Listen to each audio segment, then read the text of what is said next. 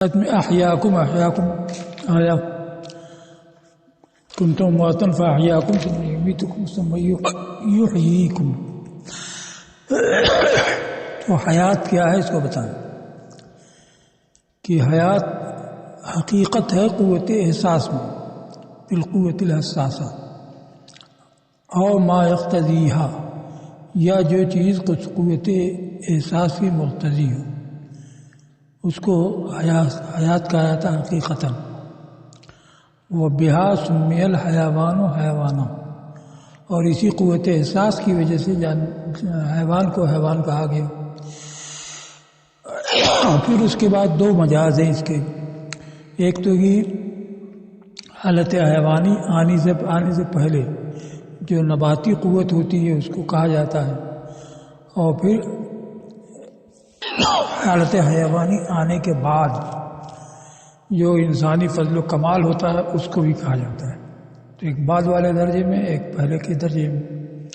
اس کو کہا ہے کہ مجاز فی القوت نامیہ، حیات جو ہے مجاز ہے قوت نامیہ میں، لأنہا من طلائعہا و مقدماتہا، اس لیے کہ قوت نامیہ یہ حیات کے پیش دستوں اور مقدمات میں سے ہے، اور ایک بعد والا درجہ ہے، اور اس میں بھی مجاز ہے جو انسان کے لیے خاص ہے، فضائل جیسے علم، عقل، ایمان، اس لحاظ سے کہ یہ حیات کا کمال اور اس کی انتہا ہے.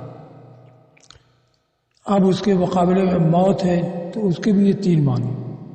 قوت احساس کا فقدان یہ موت ہے، اور قوت نمو کا فقدان یہ مجازی موت ہے. ایسی فضائل اور کمالات کا فقدان یہ بعد والی موت ہے. تو اس کو کہا کہ والموت بیضایہ، موت اس کے مقابلے میں بولی جاتی ہے ہر اس پر جو ہر مرتبے میں اس کے مقابل ہے. ارشاد ہے قل اللہ یحییکم ثم یمیتکم، یہ تو حیات حقیقی اور موت حقیقی ہے. تم فرماؤ کہ اللہ تم کو حیات دیتا ہے پھر موت دیتا ہے.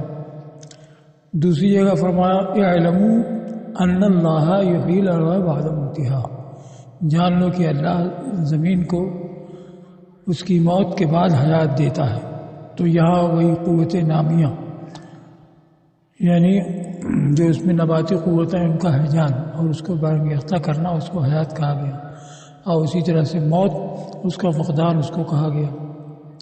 اور تیسرا اس کے لیے کہا کہ فرمایا ومن کان میتا فاحییناہ، کیا وہ جو مردہ تھا پھر ہم نے اس کو حیات دی اور اس کے لیے ایک نور کر دیا جس سے کہ وہ لوگوں میں چلتا ہے. تو یہاں وہی علم عقل ایمان سے خالی ہونا اس کو میت کہا گیا، اور حیات دینا علم عقل اور ایمان سے آراستہ کرنا.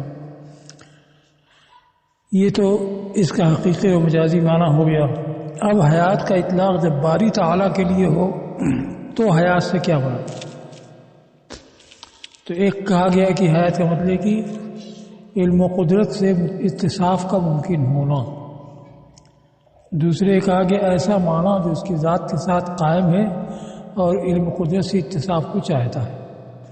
اس کو کہا ہے کہ ویدہ وصف بحل باری تعالیٰ، جب حیات سے باری تعالیٰ موصوف ہو تو اس سے مراد صحت و اتصاف ہی بالعلم والقدرت اللازمت لہذه القوت فینا.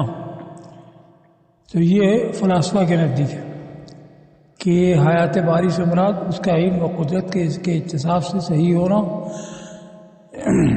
یعنی علم و قدرت سے اتصاف کا ممکن ہونا، جو کہ ہمارے لیے اس قوت کے لیے ہمارے اندر لازم ہے کہ ہم انسانوں میں کوئی حیات والا ہوتا ہے تو اس کا مطلب ہے کہ علم و قدرت کے لائق ہے. اور معنی قائم، یا یہ ہے کہ حیات کوئی ایسا معنی ہے جو اس کی ذات کے ساتھ قائم ہے اور اس کو چاہتا ہے، یعنی علم و قدرت کو چاہتا ہے، اور پھر اس کو حیات کہا گیا بطور استعار. اب یہاں پر پہلے ثم الیہ ترجعون آیا ہے تو اس میں بتایا کہ یعقوب حضرمی جو اشرا میں سے ہیں انہوں نے ترجعون پڑھا ہے تاکہ فتح کے ساتھ پورے قرآن. هو الذی خلق لکم ما فی الارض جمیعا، وہی ہے جس نے تمہارے لیے پیدا کیا وہ سب جو زمین میں ہے. تو اب اس کا ربط ما سبق سے کیا ہے؟ وہ یہ ہے کہ کیف تکفرون باللہ وکنتم امواتا، تم کیسے کفر کرتے ہو جبکہ تم بے جان تھے پھر حیات بخشی، تو وہ ایک نعمت ہوئی۔ اور یہ ایک دوسری نعمت ہے، یعنی حیات دینے کے بعد پھر بقا کا سامان کیا، تمہارے لیے بنایا وہ سب جو زمین میں ہے۔ ثم استوى الى السماء فسواهن سبع سماوات، پھر آسمان کے قصد کیا تو ان کو ٹھیک 7 آسمان بنائے۔ تو اس کو کہا بیان نعمت اخری مرتبۃ علی الاولی، یہ ایک دوسری نعمت کا بیان ہے جو پہلی پر مرتب ہے۔ اس لیے پہلی کیا ہے؟ خلقہم احیاء قادرین مرۃ بعد اخری، وہ ان کا باحیات باقدرت پیدا کرنا بار بار۔ اور یہ کیا ہے؟ خلق و ما یتوقف، اس چیز کو پیدا کرنا جس پر ان کی بقا موقوف ہے اور جس سے ان کی معاش تام۔ اور لکم کا مطلب لاجلکم وانتفاعکم، تمہارے فائدے کے لیے وہ سب بنایا جو زمین میں ہے، اور تمہاری وجہ سے بنایا اور تمہارے فائدے کے لیے بنایا۔ اب فائدہ کیا ہے؟ تو اس کو کہا کہ انسان اپنی دنیاوی ضروریات میں استعمال کرتا ہے یا دین میں اس سے عبرت حاصل کرتا ہے۔ اس کو کہا ہے وانتفاعکم فی دنیاکم، یا تمہارے فائدہ اٹھانے کے لیے دنیا میں اس طرح سے کہ تم ان سے فائدہ اٹھاؤ اپنے بدن کی مصلحتوں میں بواسطہ یا بلا واسطہ۔ و دینکم، اور فائدہ اٹھاؤ اپنے دین میں ان سے استدلال کر کے اور عبرت حاصل کر کے اور اس کی پہچان کر کے جو اس کے مناسب آخرت کی لذتیں اور تکلیفیں ہیں، کہ دنیا کی لذتوں اور تکلیفوں کو دیکھ کر کے آخرت کی لذتوں اور تکلیفوں کا اندازہ ہوتا ہے۔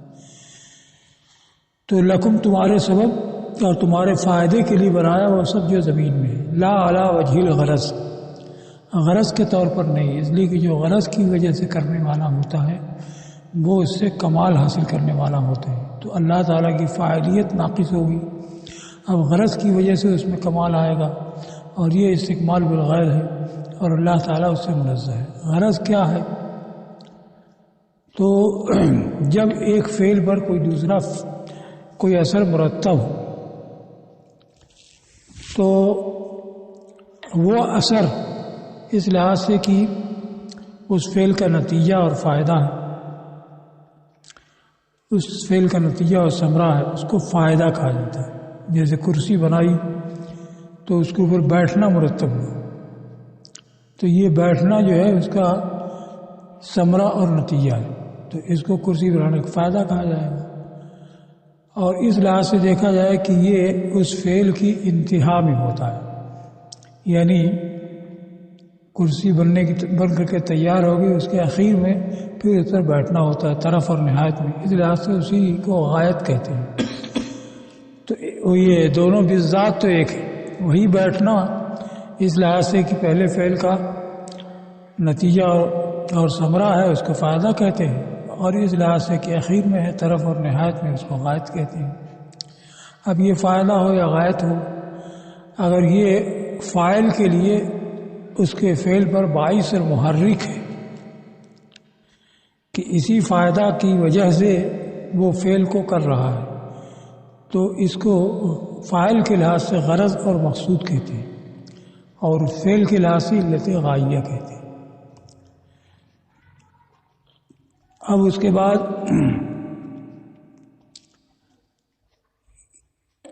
جب وہ فاعل کے لیے باعث اور محرک ہے تو وہی فاعل کے لحاظ سے غرض اور مقصود کہلاتا ہے، اور فعل کے لحاظ سے علت غائیہ کہلاتا ہے۔ یہ دونوں بھی ذات کے لحاظ سے متحد ہیں اور اعتباراً مختلف ہیں۔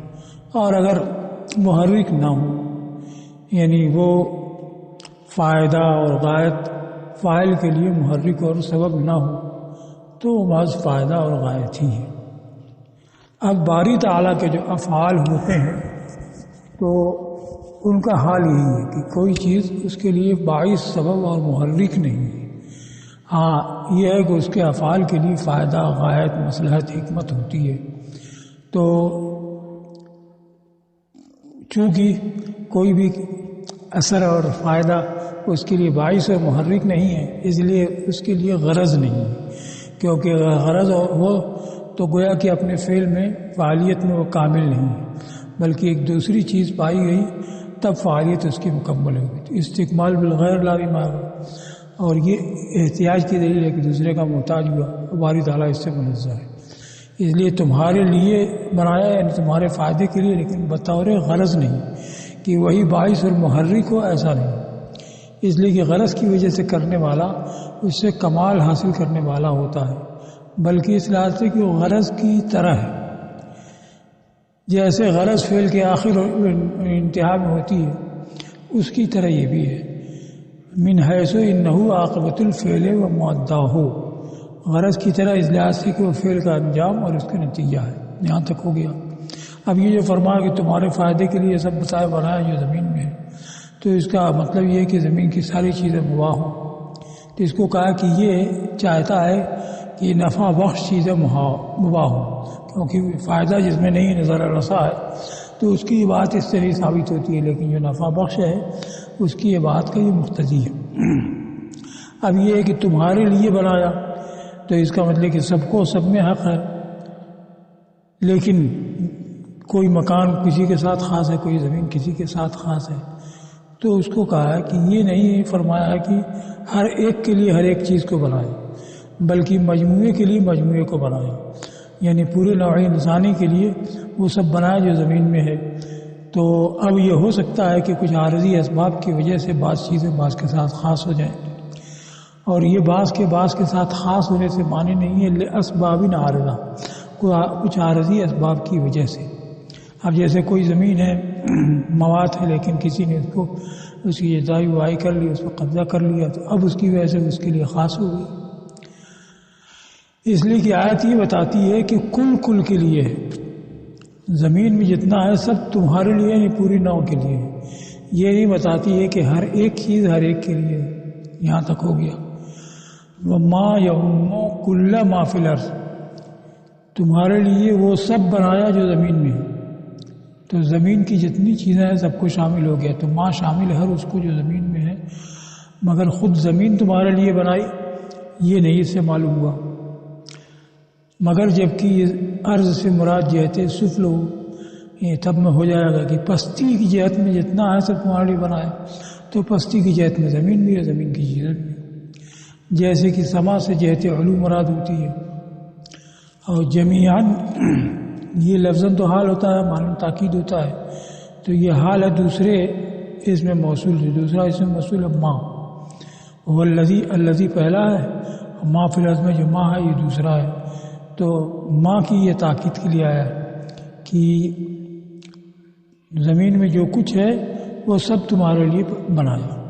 تو جمیعاً یہ حال ہے موصول ثانی سے. ثم استوى الى السماء، پھر آسمان کا قصد کیا. استوا استوی کا اصل معنی تو ٹھیک بیٹھنا ہوتا ہے، لیکن وہ معنی باری تعالیٰ کے حق میں ہو نہیں سکتا ہے. تو اس کو بیان کیا کہ قصدہ الیہا بارادتی، اپنے ارادے کے ساتھ اس کی طرف قصد کیا. یہ ان کی قول استوا الیہ کالسہم المرسل سے لیا گیا ہے.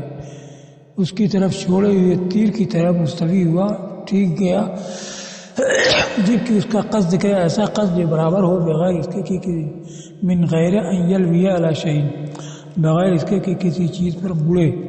تو جب کسی کی طرف سیدھا قصد کر کے جائے اور ادھر ادھر نہ ہو تو اس کے لیے بولتے ہیں استوا الیہ کالسہم المرسل. تو اب یہاں استوا الی السماء آیا تو اس کا مطلب ہے کہ سما کا قصد کیا. اور استوا کی اصل ہے طلب السوا، برابری چاہنا، اور اس کا اطلاق اعتدال پر بھی ہوتا، برابر ہونے پر. تو اب مناسبت کیا ہے؟ لما فیہ من تسویۃ وضع الاجزاء، اس لیے کہ اعتدال میں اجزاء کی وضع کی برابری ہوتی ہے. اب یہاں پر وہ معنی لیا جائے کہ ٹھیک ہوا، درست ہوا، تو یہ باری تعالیٰ کے حق میں نہیں ہو سکتا ہے، اور اس کو اس پر معمول کرنا یہ ممکن نہیں ہے، اس لیے کہ یہ اجسام کے خواص ہے. تو استوا کا معنی بھی قصد کیا، جیسے استوا الیہ کالسہم المرسل. دوسرے کا آگے استوا معنی استولا و ملکہ ہے کہ وہ حاکم و مالک ہوا آسمان کا. تو استوا اس معنی میں آتا ہے، اس پر یہ شعر پیش کیا ہے. قد استوى بشر علی العراقی من غیر سیف و دم محراقی. تو بشر کا بشر کو عبد الملک نے مروان نے عراق کا والی بنا دیا تھا، تو وہ عراق کا والی ہو گیا اور نہ خوریزی ہوئی نہ تلوار چلی. تو اس کو کہا کہ قد استوى بشر، یعنی بشر والی ہو گیا، حاکم ہو گیا عراق کا، من غیر سیفن، بغیر تلوار کے اور بغیر بہائے ہوئے خون کے. عراقی عریقوں بہانا اور ہے بڑھا کر کے عراقہ اور احراقہ بولتے ہیں. تو وہاں استوا عراق کا معنی استول عراق کا والی اور حاکم ہوا. اب یہاں بتایا کہ پہلا معنی یہ اصل کے زیادہ موافق ہے، اور اس صلہ کے بھی جس کے ساتھ متعدی کیا گیا ہے، اور اس تسویہ کی بھی جو اس کے اوپر فا سے مرتب ہے. کیونکہ استوا بمعنی استولا جب ہوتا ہے تو اس کا صلہ اعلیٰ آتا ہے. اب یہاں اعلیٰ ہے نہیں، الی السمائے ہے ایک. دوسرے کی اب جب استوا الی آتا ہے تو قصیدہ کے معنی میں ہوتا ہے، تو وہ معنی زیادہ درست ہے چونکہ الی اس کا صلہ آ رہا ہے. پھر اس کے بعد فسواہن، قصد کیا پھر ان کو سات آسمان بنایا. اور اس صلہ اور مالک ہونا کب ہوگا؟ جب بن چکا ہو تب اس کے بعد مالک ہونا ہوگا. اب یہاں بنا ہی نہیں ہے تو اس صلہ کیسے پایا جائے گا؟ اور قصد کا معنی ہو جائے گا کہ قصد کیا پھر بنایا. تو پہلا معنی یہ زیادہ موافق ہے اس کے اصل کے اور اس صلہ کے یعنی الا کے جس کے ساتھ تعدیہ ہوا ہے، اور فسواہن جو عرفا کے ساتھ، اور اس تسویہ کے جو اس پر مرتب ہے. اور سما سے مراد یہ اجرام علویہ، یعنی یہ اجسام میں بلندی میں ہے یا بلندی کی جہت ہے. اچھا، اب اس کے بعد وہ زمین کی تخلیق پہلے ہوئی کہ آسمان کی ہوئی. یہاں کے ظاہر سے یہ معلوم ہوتا ہے کہ زمین بنائی، وہ ساری چیزیں بنائی جو زمین میں، پھر آسمان کا قصد کیا. اور بعض آیات سے معلوم ہوتا ہے کہ پہلے آسمان بنایا پھر زمین. اس بحث کو ذکر کیا.